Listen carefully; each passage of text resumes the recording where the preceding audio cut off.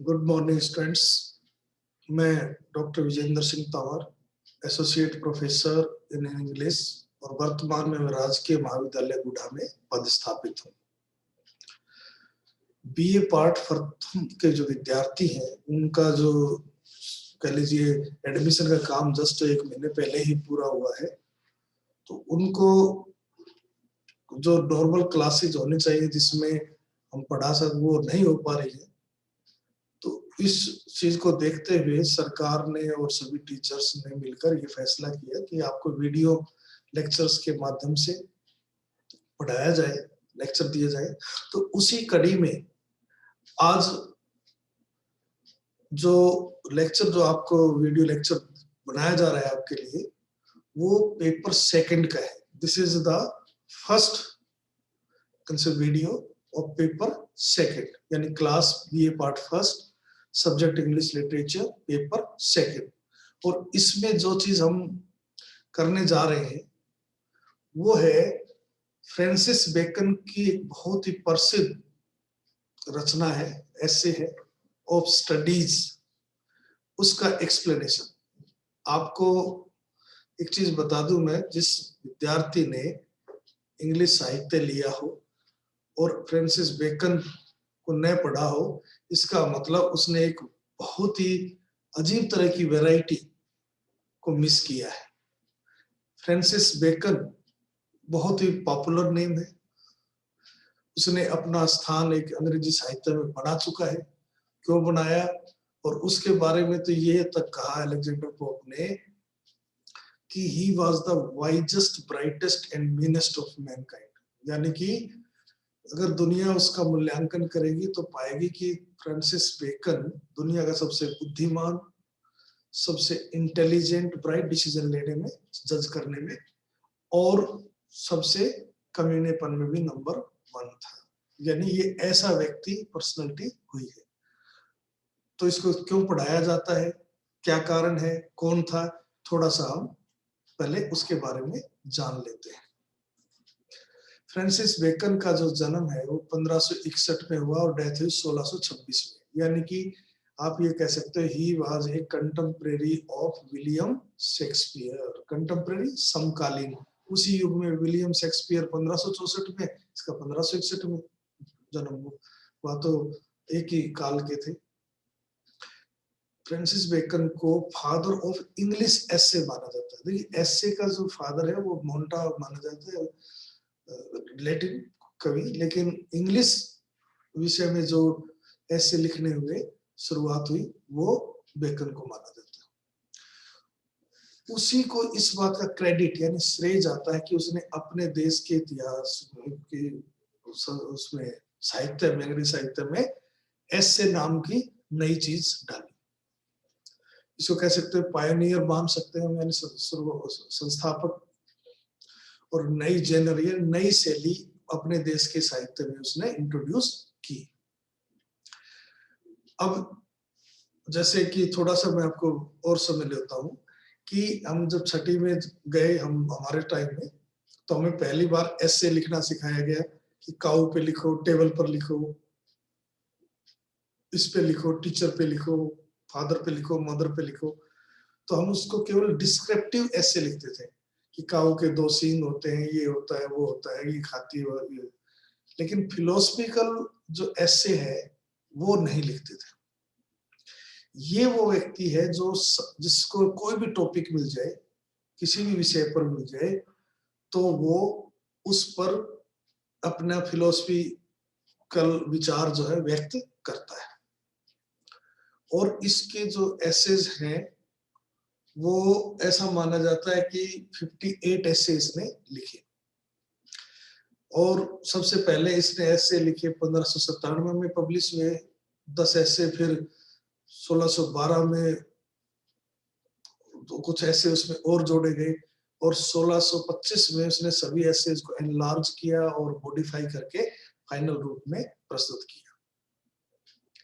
इसकी खास बात यह है कि किसी भी विषय को लेता है, उसके प्लस पॉइंट और उसके माइनस पॉइंट आपके सामने यानी रीडर के सामने रख देता। अब रीडर के ऊपर निर्भर है कि वो उसमें से क्या लेता है।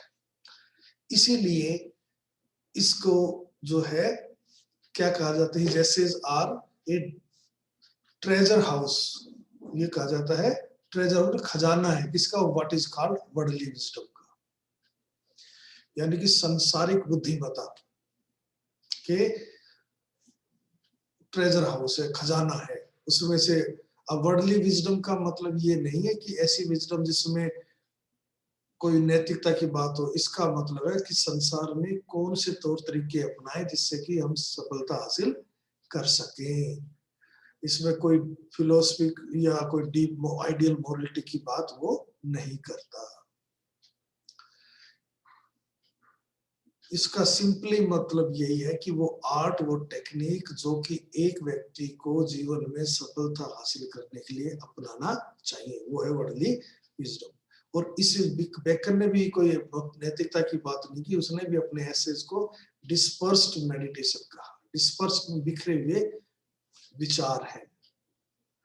वो क्या करता है कि एक विषय लेता है और फिर उस एसे पर उसका एसे को ध्यान में रखते हुए पॉइंट पॉइंट लिख देता है, और उन पॉइंटों को पढ़कर उनको जज करके उनका अर्थ निकालकर पाठक के ऊपर है उसका क्या वो करता है।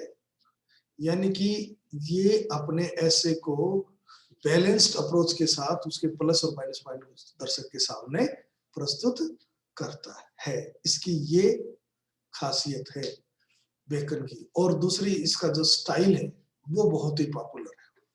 इसके स्टाइल को हम बोलते हैं एफोरिस्टिक स्टाइल। एफोरिस्टिक का मतलब होता है गागर में सागर, सार गर्भित। एक ही सेंटेंस में इतना कुछ कह देता है कि कई दूसरे राइटर तो कई पेज लिखे जब जाकर वो उतनी बात भी न कह पाए। इसलिए इसको बेकन के जो स्टाइल है वो बहुत ही पॉपुलर है।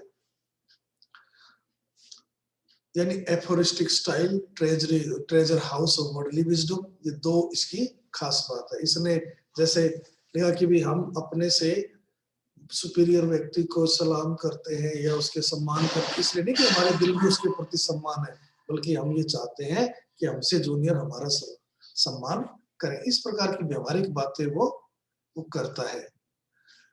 कुल मिलाकर अगर आप इस राइटर को आप पढ़ना चाहें तो पूरा पढ़े तो आपको बहुत अधिक चीजों का बारे में, अलग अलग विषयों के ऊपर, ट्रुथ के ऊपर, ट्रेवल के ऊपर, मेडिसिन के, सिंगल लाइफ, मैरिड लाइफ, इतना दुनिया भर के सोशल विषयों पर उसने अपने विचार व्यक्त किए हैं।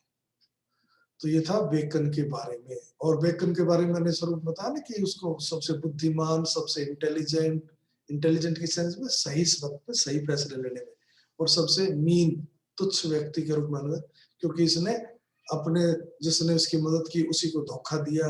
एक ऐसी लेडी से शादी की जिसके पास काफी पैसा था, विधवा थी, इस प्रकार की चीजें इसने की, और अपने देश के सदन के उच्चतम शिखर पर पहुंचा और खूब रिश्वत ली और बाद में पकड़ा गया, बाद में उसको जेल में डाला गया, वो बाकी चीजें है। अब आते हैं ऐसे के बारे में। जो इन हिज ऐसे एंटाइटल्ड ऑफ स्टडी, जो ऐसे है इसका पहली बार प्रकाशन कब हुआ था, 1597 में हुआ था। इसमें फ्रांसिस बेकन ने जो बेनिफिट्स और इफेक्ट ऑफ स्टडीज का है, उसके तब कहोगे स्टडीज के क्या बेनिफिट क्या इफेक्ट, उस पर विचार व्यक्त किए, और आप पढ़ोगे तो कहोगे वास्तव में ये व्यक्ति अलग ही तरह का है। Maintaining that when studies are balanced by experience, यानी जो हम पढ़ते हैं उसको हम अपने अनुभव से भी उसका इस्तेमाल करें। डाइवर्स स्टडीज में हेल्प काउंटरैक्ट पर्सनल इम्परफेक्शन, अगर आप में कोई कमी है, इम्परफेक्शन है, तो उसको भी ओवरकम, उसको भी आप काबू कर सकते हैं, उसको भी एक अपनी प्लस पॉइंट बना सकते हैं।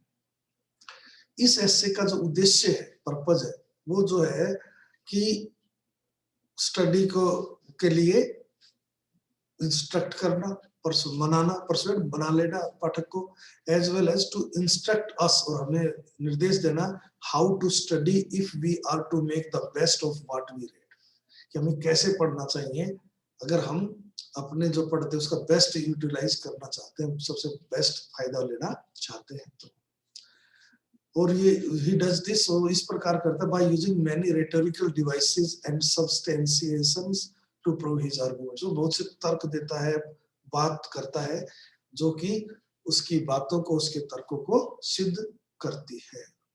अब आते हैं ऐसे के ऊपर।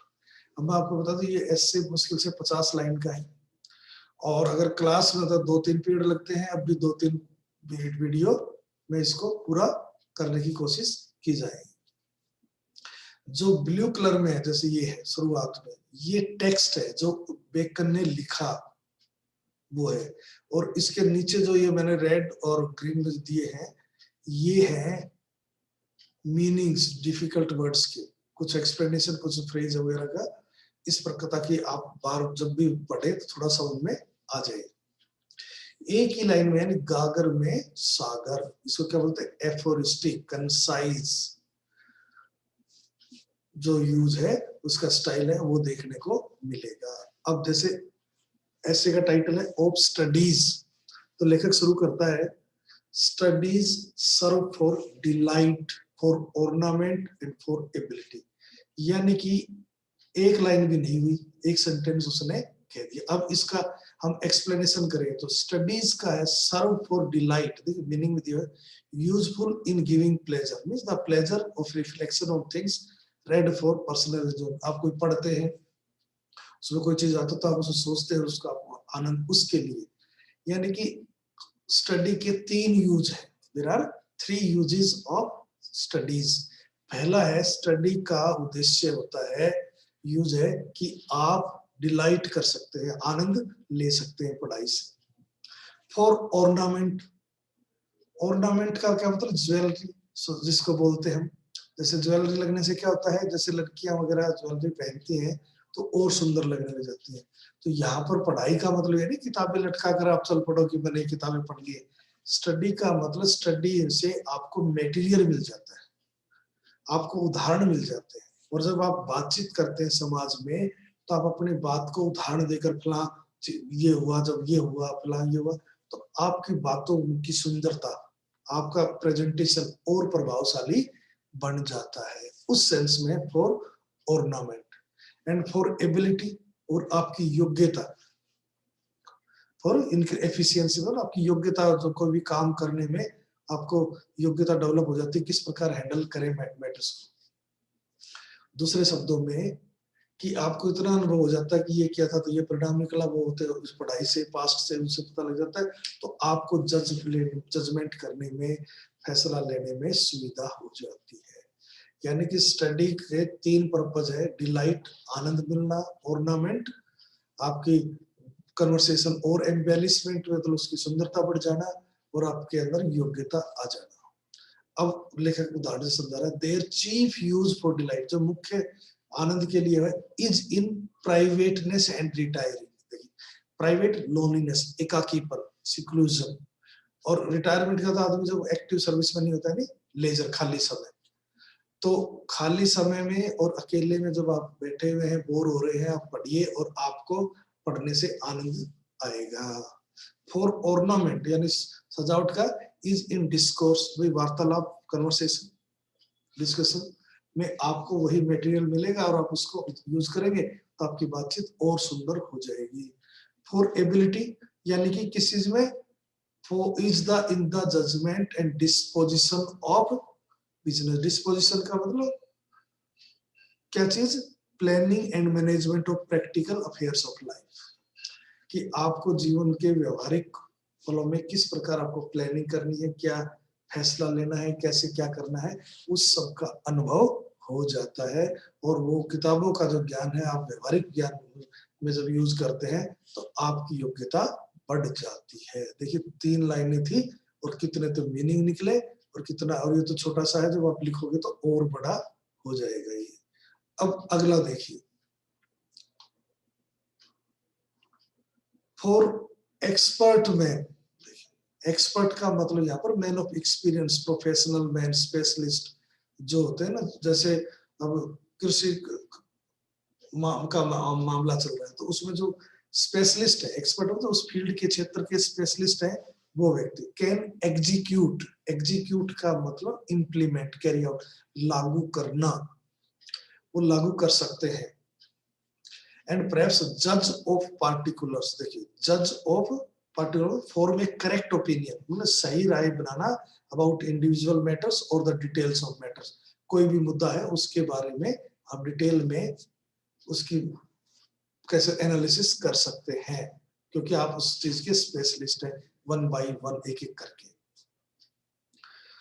But the general counsel means advice regarding the matter as well, कुल मिलाकर जो सलाह ये है, द प्लॉट्स मतलब प्लान्स, योजनाएं, मार्शलिंग ऑफ अफेयर्स, और or planning and arrangement of matters, जो प्लानिंग और अरेंजमेंट है, come best from those that are learned, यानी only man of profound learning, यानी जो एक्सपर्ट है एंड स्कॉलरशिप में जो expert are able to frame guiding principles of conduct, वही आपको सही दिशा निर्देश, आपका मार्गदर्शन कर सकते हैं। यानी कि अगर आप अध्ययन कर रहे हैं तो उससे आपके अंदर स्पेशलाइजेशन उत्पन्न हो जाता है और आप एक एक कर बहुत सी योजनाओं को, व्यवहारिक समस्याओं को, प्लानिंग और उनका मैनेजमेंट अच्छे ढंग से कर सकते हैं। अब इसका मतलब ये भी नहीं है, बेकन क्योंकि मैंने बताया व्यवहारिक व्यक्ति है, वो कहते इसका मतलब नहीं किताब लेके बैठे रहो 24 घंटे। देखिए, to spend too much time in studies is sloth, अगर कोई व्यक्ति बहुत ही ज्यादा समय बिताता है या व्यर्थ करता है, वेस्ट करता है किसमें, अध्ययन में, तो वो उसकी स्लोथ है। स्लोथ लेजीनेस, इंडोलेंस, उसका आलस्यपन है, इसका मतलब वो आलसी है। To use them too much for ornament, और दिखावे के लिए कि मैंने ये पढ़ा वो पढ़ा, अगर आप इसके लिए बहुत ज्यादा इसका इस्तेमाल कर रहे हैं तो ये एफेक्टेशन है। एफेक्टेशन शोइंग ऑफ, दिखावा है, एफेक्टेशन दिखावा है, और दिखावा भी अच्छी चीज नहीं होती।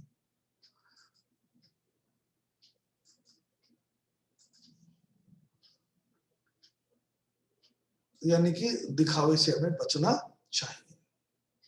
To make judgement wholly by the rules, और केवल किताबों को पढ़कर, किताब में ऐसा लिखा है निर्णय ऐसे लेंगे, is the Homer of a scholar. Homer का यहाँ पर मतलब एसेंट्रिसिटी, उसकी सनक है, विम है, उसकी सनक है, यानी कि फिर वो अच्छा निर्णय नहीं हो सकता उस विद्वान के द्वारा। अगर कोई विद्वान व्यक्ति केवल किताब में ऐसा लिखा इसलिए ऐसा करेंगे वो करेंगे, तो वो भी अच्छा नहीं है। कहने का मतलब कि पढ़ाई अच्छी चीज तो है, लेकिन केवल पढ़ाई पर्याप्त नहीं है।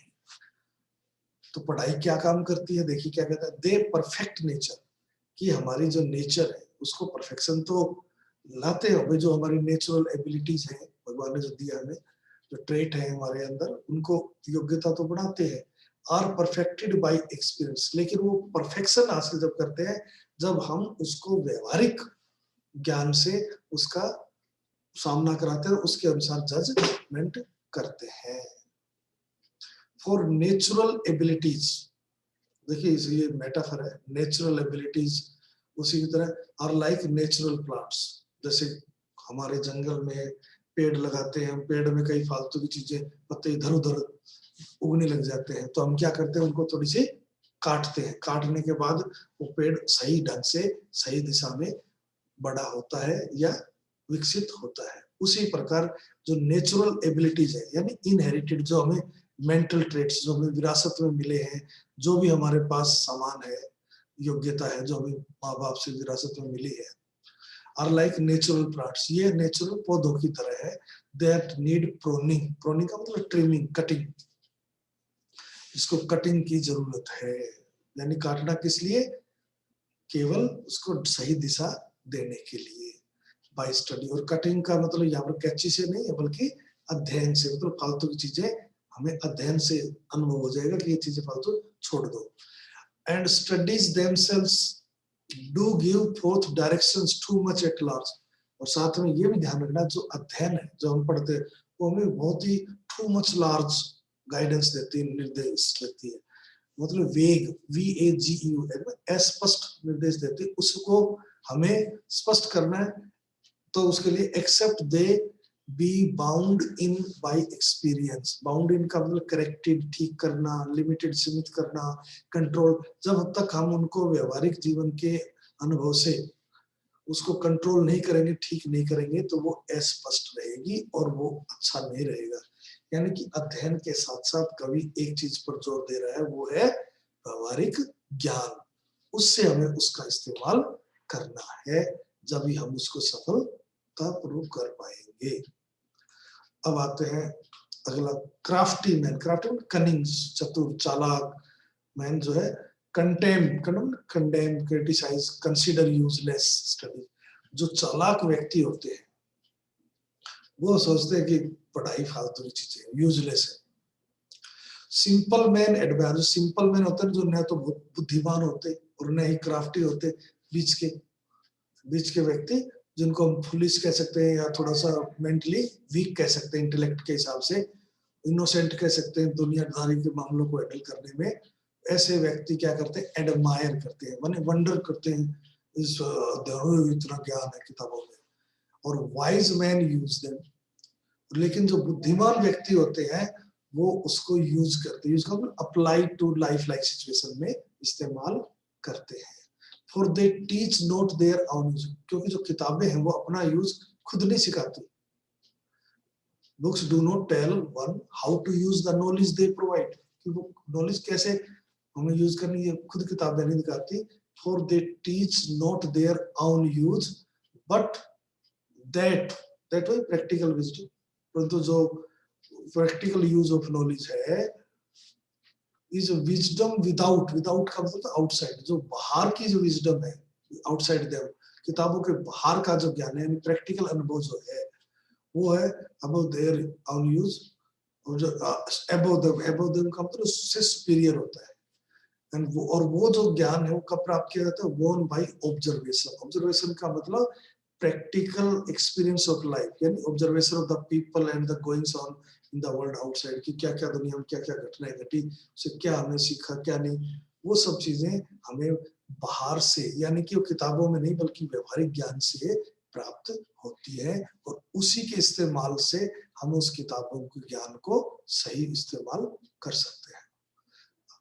अब आता है देखिए, read not to contradict. Contradict तो अपोज, किसी चीज का विरोध करना, और कंफ्यूट, किसी को गलत सिद्ध करना। हमें इस पढ़ते वक्त इस चीज का ध्यान रखना चाहिए कि हमें केवल इस उद्देश्य से नहीं पढ़ना कि हमें इस चीज का विरोध करना है या इस चीज को गलत सिद्ध करना है। Nor to believe, take for granted, मतलब कि कोई भी चीज किताब में लिखी हुई है तो उसको बिल्कुल सत्य मान ले, ये तो भगवान का शब्द है, गॉस्पेल ट्रूथ है, ऐसा हमें नहीं मानना चाहिए प्रिंटेड वर्ड्स के बारे में। Nor to find talk and discourse. Talk वही वार्तालाप, कन्वर्सेशन। और नहीं हमें इसलिए अध्ययन करना चाहिए कि हम इसमें मटेरियल मिल जाएगा हमारे कन्वर्सेशन के लिए, हमारे वार्तालाप के लिए, इस उद्देश्य से भी नहीं पढ़ना चाहिए। बल्कि किस उद्देश्य से पढ़ना चाहिए, but to weigh and consider. Weigh का मतलब तोलना और विचार करना। यानी कि हमें हमारे अंदर एक आदत तो कल्टीवेट यानी विकसित कर लेनी चाहिए कि इवोल्युएट यानी मूल्यांकन करने की, कि जो ओपिनियन इस किताब में प्रस्तुत की गई है वो सही है या गलत है, और उसको हमें हमारा जो क्रिटिकल जजमेंट है उसका इस्तेमाल करते हुए इस निर्णय पर पहुंचना चाहिए। यानी कि कुल मिलाकर हम देखें तो हमें 8-10 लाइन हमने इस ऐसे की है, और 8-10 लाइनों में आपने देखा कि कितना ज्यादा सार गर्भित भाषा का प्रयोग किया गया है। तो इस चीज को आपको ध्यान में रखना है, यानी मेटाफर, सिमली, इनका बहुत ही गजब का इस्तेमाल करता है व्याकरण। अभी हम एक वीडियो और बनाएंगे ना, जो दूसरा जिसके पार्ट से, तब आपको पता चलेगा कि व्याकरण थोड़ा सा टिपिकल है लेकिन बहुत ही इंटरेस्टिंग भी है। Thank you very much.